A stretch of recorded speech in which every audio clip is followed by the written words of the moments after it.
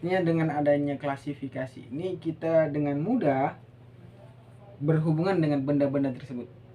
Pertanyaannya adalah bagaimana tidak ada klasifikasi yang muncul dalam aktivitas sehari-hari. Misal kita ke perpustakaan, tidak ada klasifikasi yang kemudian hadir dalam dimensi, maka kita akan sangat sulit mencari sesuatu. Maka Assalamualaikum warahmatullahi wabarakatuh. Alhamdulillahirabbil alamin. Wassalatu wassalamu ala asyrafil anbiya'il mursalin. Asyhadu an la ilaha illallah wa asyhadu anna Muhammadan abduhu wa rasuluh. Raditu billahi rabba wa bil islami dina wa bi Muhammadin nabiyyan wa rasul. Rabbi zidni ilman warzuqni fahman. Oke, kembali lagi kawan-kawan dimanapun berada. Pada kesempatan yang berbahagia ini kembali lagi kita akan kemudian menceritakan lanjut bukunya Mundiri, buku logika yang kemarin sudah sampai pada pembahasan definisi. Maka pada kesempatan kali ini masuk kepada bab yang keempat, kita akan berbicara tentang klasifikasi.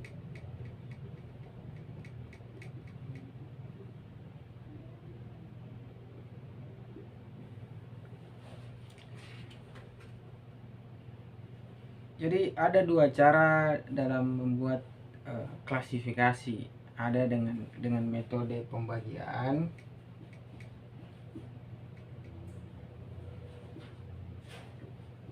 ada dengan metode penggolongan.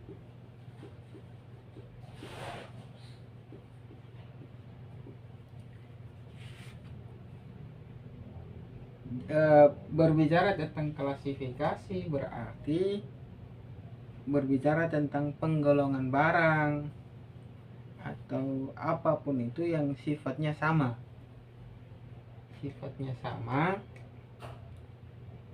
dan memisahkan,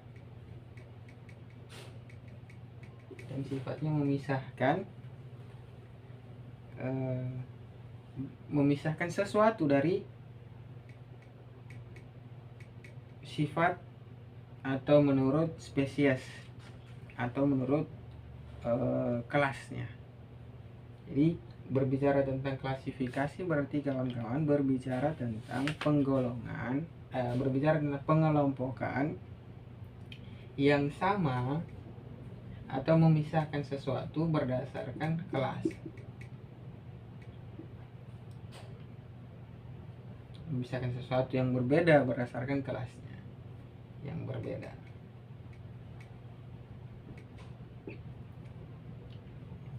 Itu bisa dengan yang sama atau memisahkan sesuatu yang berbeda berdasarkan kelasnya. Seperti penjelasan kemarin, video-video sebelumnya, apa itu kelas, spesies dan lain sebagainya. Jadi untuk proses pengelompokan ini kawan-kawan, berbicara tentang klasifikasi itu sering terjadi dalam kehidupan kita.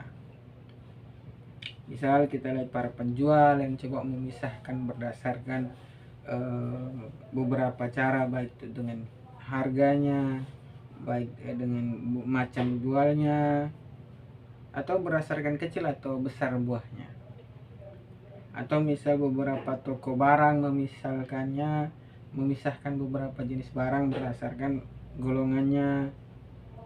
Jadi banyak sekali jenis-jenis klasifikasi atau pengelompokan berdasarkan sesuatu yang sama atau sesuatu yang niatnya untuk memisahkan sesuatu yang berbeda berdasarkan kelasnya. Jadi dalam kehidupan sehari-hari kita dimudahkan dengan cara-cara seperti ini. Artinya dengan adanya klasifikasi ini kita dengan mudah berhubungan dengan benda-benda tersebut. Pertanyaannya adalah bagaimana tidak ada klasifikasi yang muncul dalam aktivitas sehari-hari. Misal kita ke perpustakaan, tidak ada klasifikasi yang kemudian hadir dalam dimensi, maka kita akan sangat sulit mencari sesuatu. Maka penting sekali adanya klasifikasi. Jadi itu tadi ada dua cara atau dua macam cara membuat klasifikasi. Pertama berdasarkan pembagian, yang kedua berdasarkan penggolongannya. Berdasarkan pembagian kawan-kawan, itu artinya berbicara tentang membagi suatu jenis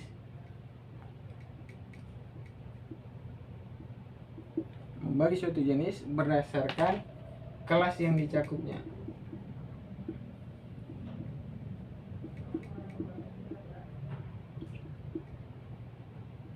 Berdasarkan kelas yang dicakupnya, kawan-kawan.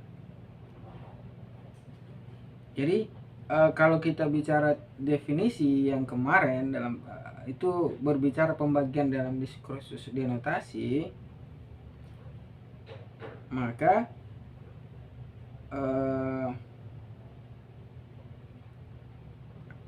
maaf, jika kemarin kita bicara tentang definisi kemarin itu bicara tentang konotasi, maka dalam klasifikasi kita akan bicara tentang denotasi.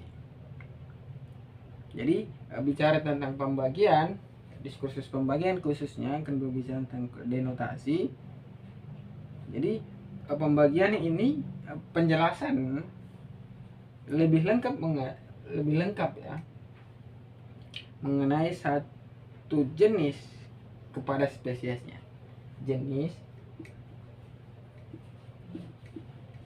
kepada kelasnya. Lebih lengkap kira-kira. Dalam diskursus dia lebih kepada denotasi daripada pembagian definisi yang kemarin yang sifatnya konotasi. Jadi kita kemarin sudah banyak bicara pada kesempatan sebelumnya tentang jenis atau genera dan spesies atau kelas. Jadi misal kemarin kita kasih contoh, manusia itu adalah bagian daripada jenis. Manusia adalah bagian daripada kelas. Maka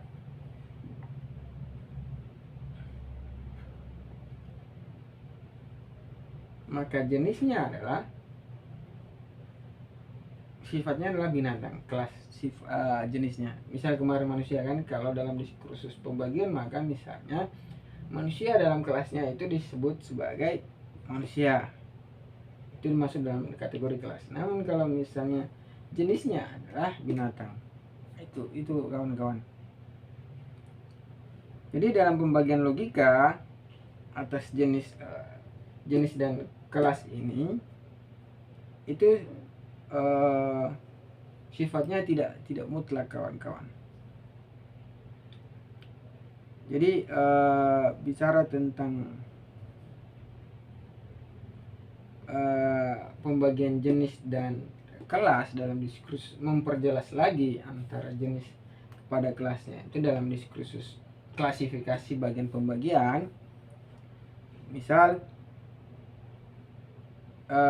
manusia tadi adalah spesies atau kelas bila dilihat dari jurusan binatang, tapi bila dari ras bangsa-bangsa maka dia menjadi jenis. Jadi kalau misalnya kawan-kawan melihat manusia adalah kelas,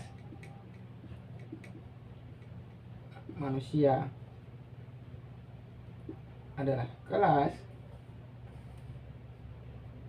dilihat dari jurusan binatang, maka dia masuk dalam kelas. Tetapi bila dilihat dari ras bangsa-bangsa dia masuk dalam kategori jenis.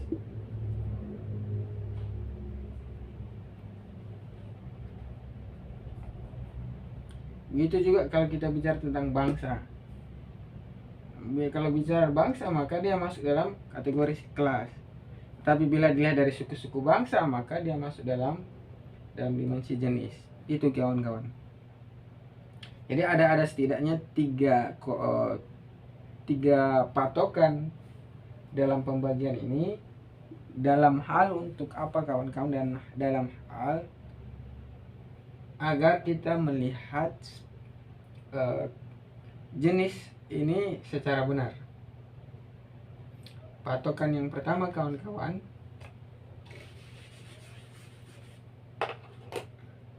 ada 3 patokan melihat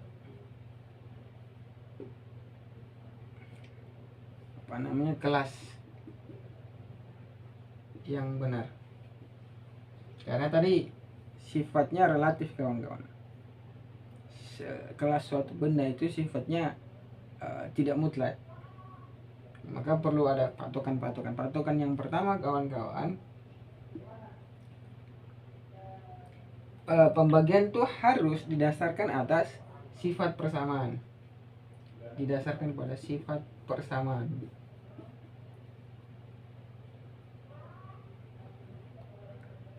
Sifat persamaan yang apa kawan-kawan? Yang ada pada jenis secara menyeluruh.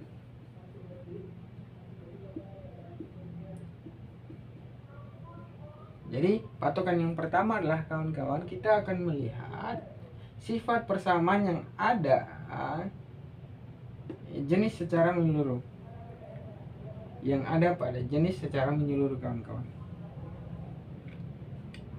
Jadi kelas kawan-kawan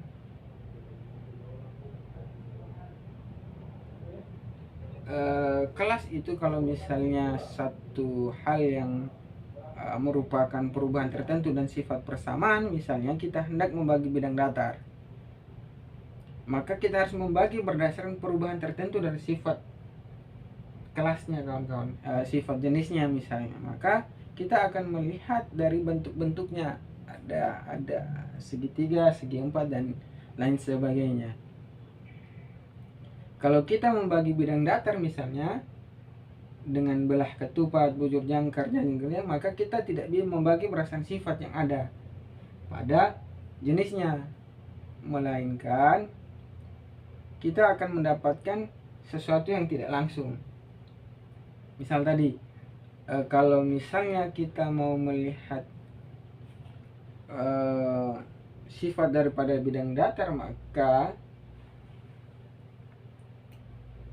yang misal kita tadi, sifat persamaan yang ada pada sifat menyeluruh tadi, sifat persamaannya apa? Persamaannya adalah tadi bidang datar. Ya, jadi jenis yang kemudian menyeluruh tadi itu ada segitiga lain sebagainya. Itu jenis pembagian yang menjadi patokan pertama. Itu sifat persamaan yang ada pada jenis secara menyeluruh.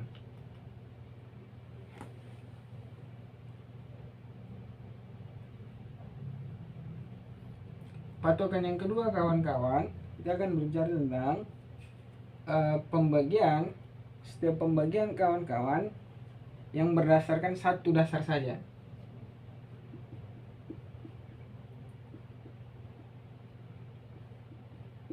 Yang pertama tadi itu sifat pertamanya ada jenisnya sifatnya menyeluruh. Yang kedua itu satu dasar saja.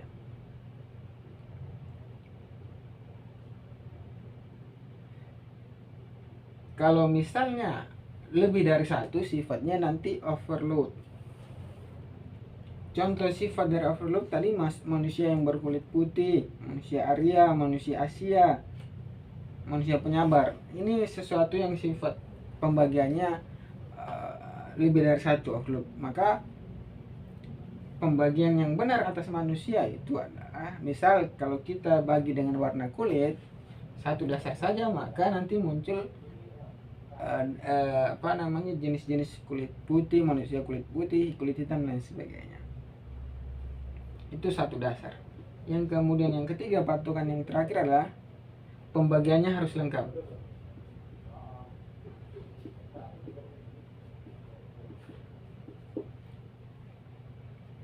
Pembagiannya harus lengkap kawan-kawan. Jadi itu kawan-kawan, metode yang patokan yang ketiga kawan-kawan, yaitu sifat pembagian harus lengkap. Maksud dari harus lengkap ini adalah menyebut keseluruhan kelas yang dicakup oleh suatu jenisnya. Ini patokan yang ketiga ini agak sedikit dibilang sulit karena tergantung daripada pengetahuan kawan-kawan. Kenapa tergantung dari pengetahuan kawan-kawan? Karena kita akan mengetahui keseluruhan kesulitannya. Kita akan bagaimana pengetahuan kita mengetahui keseluruhan kelas atas suatu jenisnya. Misal pembagian dalam kehidupan sehari-hari akan berbeda dengan pembagian menurut logika. Misal pembagian daging menjadi iris-irisan, pembagian roti menjadi potong-potongan, pembagian upah kerja kepada anggota kelompok bukan pembagian logika, karena bukan pembagian dari jenis kepada sifat. Jadi pembagian logika itu dari jenis kepada sifat. Itu pembagian dalam diskursus logika. Ada satu metode dalam pembagian dalam satu dasar harus lengkap tadi, itu ada yang dengan pembagian dikotomi. Maksud daripada pembagian dikotomi adalah, jadi ini ada satu metode yang dipakai dalam pembagian, itu disebut dengan pembagian dikotomi. Pembagian dikotomi sendiri diambil dari bahasa Latin yang artinya berpasang-pasangan atau dua-duaan. Jadi kalau misalnya kita dalam diskursus pembagian, dan diantaranya di sini adalah membedakan antara ada dan tidak adanya suatu kualitas tertentu, itu maka misal kita ambil contoh binatang, maka pembagiannya misal kita ambil dua, insan dan yang tanpa insan. Bisa kita contoh saja, tanpa dengan insan itu menyusui dan tidak menyusui, dan kita bagikan dan tidak menyusui itu misalnya bersikap dengan bersayap dan tidak bersayap, maka seberapa banyak pengetahuan kita tentang binatang yang bersayap dan yang bersayap itu kemudian tidak menyusui, dan yang tidak menyusui itu tidak dengan insang proses bernafasnya. Itu kira-kira kawan-kawan. Jadi secara sadar atau tidak sadar dalam kehidupan sehari-hari, kita akan dalam lebih mudah dalam pembagian secara dikotomi yang lebih berpasang-pasangan, sehingga tiga patokan dasar ini yang menjadi patokan dalam pembagian yang kemudian untuk melihat kelas yang benar seperti apa. Kemudian itu satu cara dalam membuat klasifikasi, yaitu pembagian. Kemudian yang kedua kawan-kawan,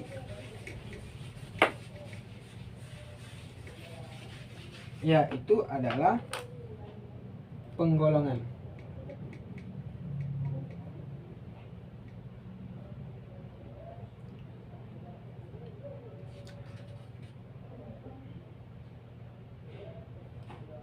Kalau dalam pembagian tadi kita menguraikan denotasi suatu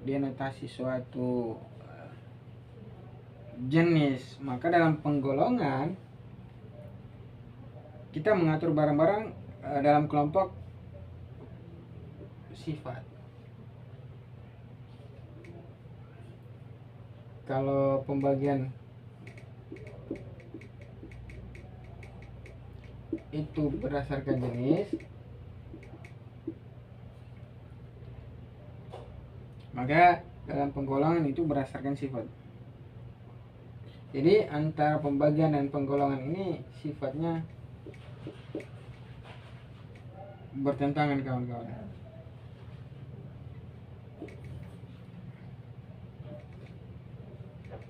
Sifatnya bertentangan.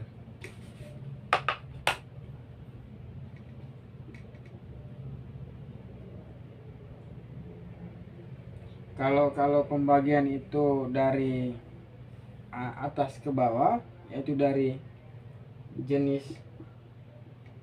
ke sifat, maka dari penggolongan dari bawah sifat ke jenis.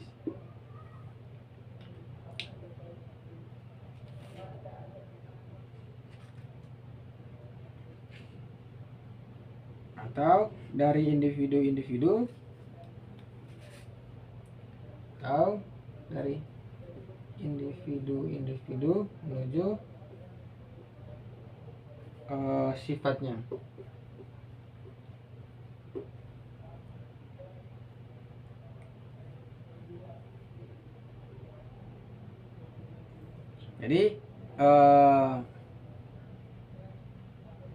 Jadi sama seperti syarat tadi, syarat atribut tadi, misal penggolongan barang-barang atas golongan tertentu misalnya itu berdasarkan atas persamaan atribut dan perbedaannya, persamaan dan perbedaan, persamaan atribut dan perbedaan atribut.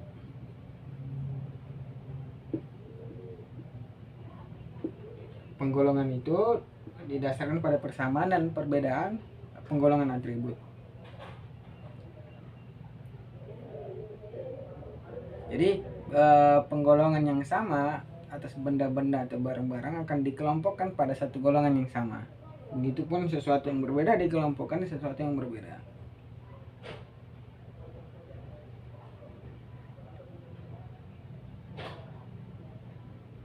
Maka misal melati, besi, mawar, timah dan sebagainya, maka ada beberapa jenis tadi kita kelompokkan berdasarkan mawar, berdasarkan besi, timah, berdasarkan bunga, tembaga, itu berdasarkan, jadi dari individu-individu ke sifatnya. Jadi dengan kemiripan dasar, jadi kita tahu kita mampu menggolongkan sesuatu yang kemudian kita laksanakan. Jadi ada dua dalam proses penggolongan, yaitu berdasarkan alam dan buatan.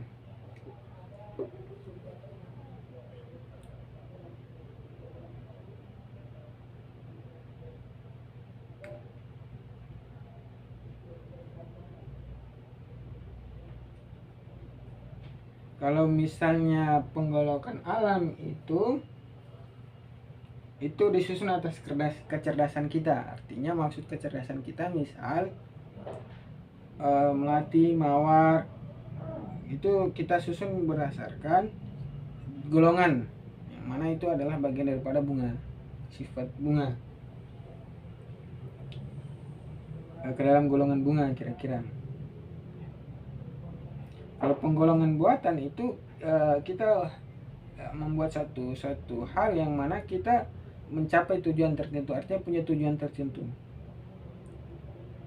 Misal kita dalam penggolongan ini dalam misal penyusunan kamus, misalnya kata dalam kamus, atau penyusunan buku dalam perpustakaan. Jadi ada maksud-maksud yang kemudian kita buat untuk mencapai tujuan-tujuan tertentu. Jadi adapun penggolongan, baik penggolongan alam maupun buatan, itu masuk dalam klasifikasi dalam arti yang lebih sempit. Jadi dengan kemiripan dasar tadi kawan-kawan yang dimiliki oleh individu-individu atas barang-barang atau apapun itu, kita mampu menggolongkan sesuatu.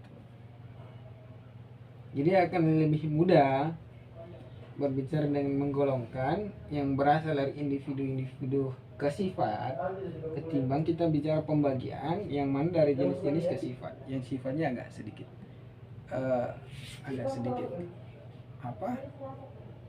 sedikit sulit. Memang agak sedikit sulit, karena tadi kita akan dari jenis ke sifat, maka kita harus mengetahui jenis dan sifat. Pengetahuan kita diuji di situ. Seberapa paham kita, seberapa tahu kita tentang jenis dan sifat dari suatu barang atau benda atau apapun itu. Itu saja kawan-kawan dimanapun berada, bicara tentang klasifikasi, dimana dalam kehidupan sehari-hari kita akan menemukan proses klasifikasi ini. Cuman dalam klasifikasi berbeda proses klasifikasi yang terjadi dalam kehidupan sehari-hari dan klasifikasi dan dalam logika.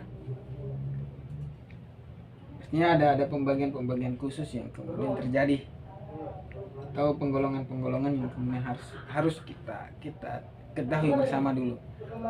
Itu mungkin kawan-kawan dimanapun berada, dalam bab yang keempat ini bicara tentang klasifikasi. Maka pertemuan selanjutnya kita akan berbicara tentang proposisi. Apa itu proposisi? Nah, sampai jumpa di video-video selanjutnya. Itu saja akhir kata, billahi fisabilillah fastabil khaira, dengan cinta saya, dengan ketiadaan cinta saya tiada. Assalamualaikum warahmatullahi wabarakatuh.